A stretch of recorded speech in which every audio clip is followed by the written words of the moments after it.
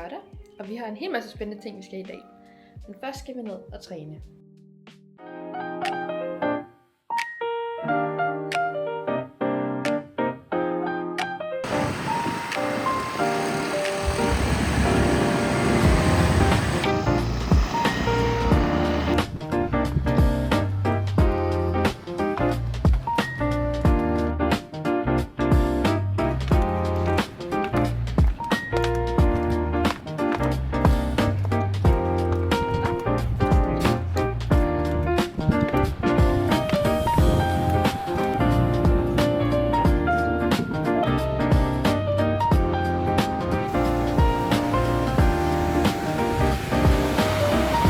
Så har vi fået noget mad.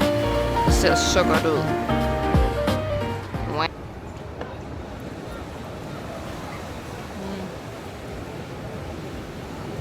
Wow.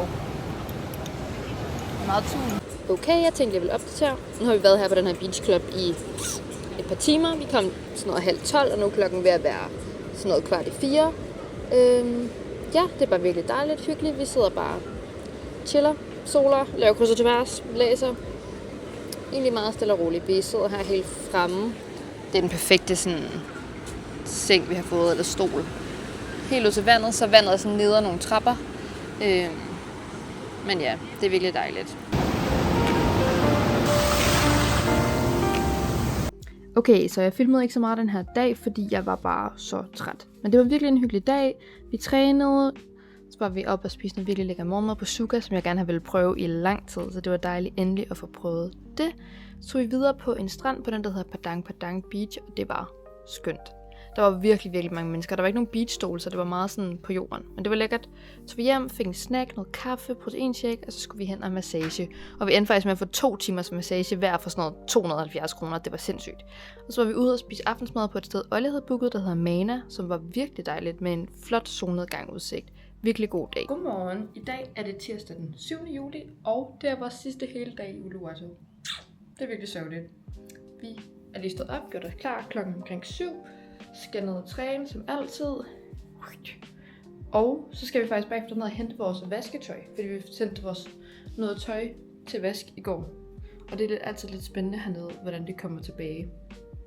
Men vi kiggede alle sådan Google reviews igennem, og det så ud til, at det har fået sådan gode anmeldelser. Så vi håber på det bedste. Men det kan vi da lidt gå alt vej.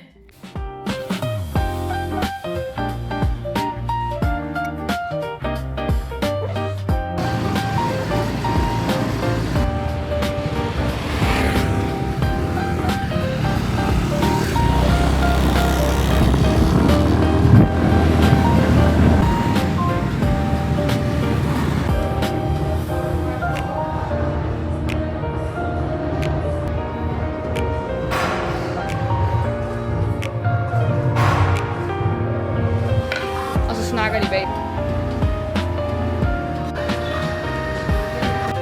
Men du skal jo bare have det samme som sidst.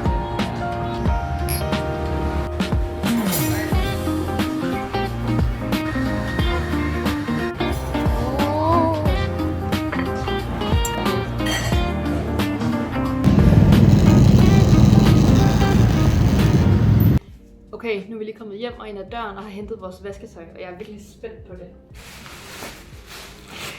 Får det bare i sådan en motherfucker pose her. Det var også det, vi afleverede i. Men, nu skal vi se. Indeni er det pakket ind i sådan nogle her. Sådan nogle fine. Altså det er helt pænt lagt sammen og fint. Jeg er meget spændt på, hvordan det ser ud indeni.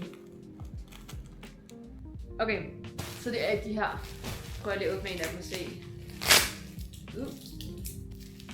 Okay.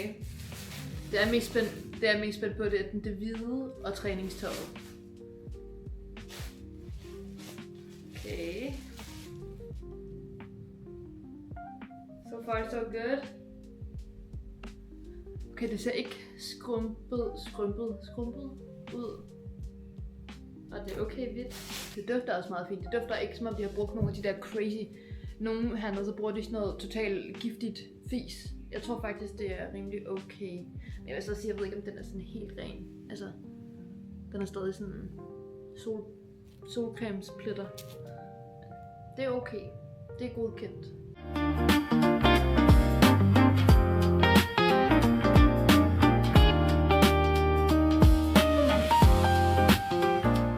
Okay, nogen må lige give mig en tutorial på at åbne de der oliedimser, uden at det sprøjser alle steder hen. Nu er hele mit spejl dækket olie.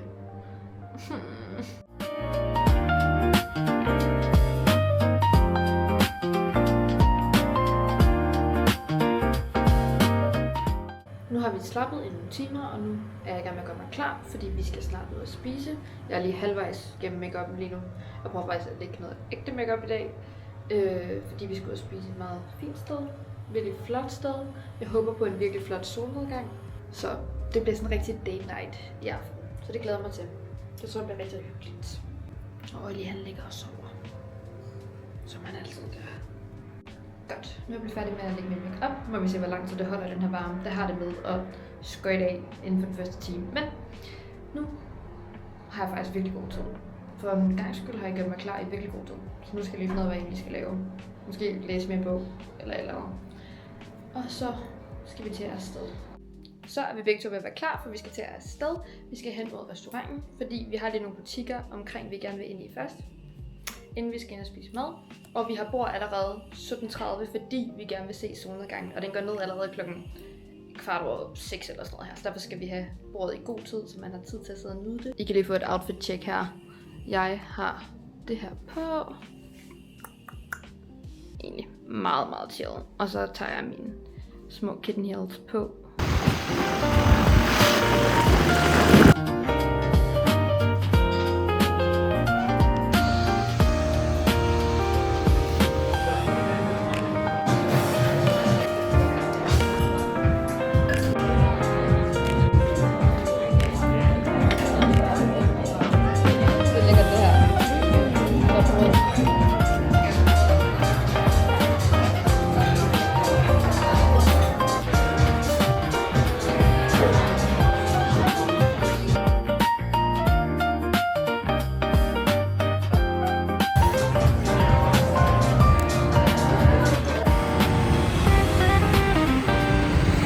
Så er vi lige kommet hjem. Det var så lækkert. Ikke at jeg havde regnet med noget andet, men det var virkelig, virkelig lækkert. Det er også dyrt.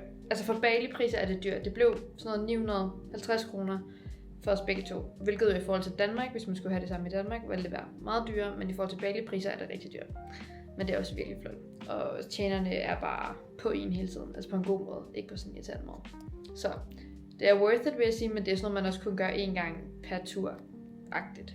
Og det er også noget, hvor du skal være i god tid med at booke bord, så du kan finde de gode bord, hvor du faktisk kan se, hvad der foregår.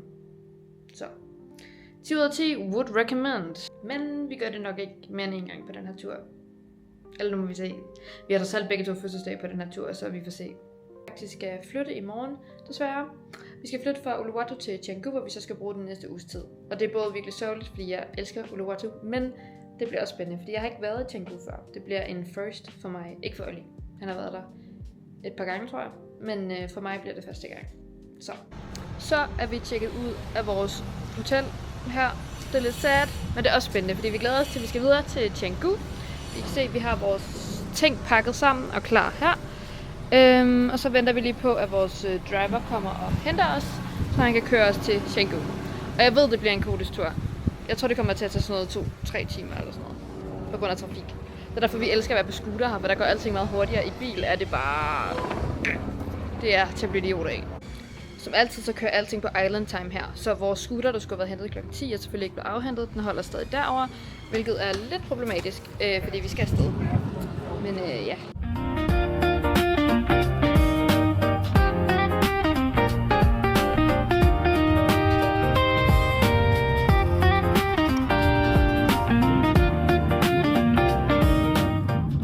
Okay, nu er vi kommet til Canggu. Finally. Det tog 2 timer i bilen, tror jeg, hen. Det var egentlig meget fint. Han var virkelig sød, vores driver. Vi havde selvfølgelig skrevet forkert adresse, så vi skulle lige reroute en gang. Men han var virkelig sød.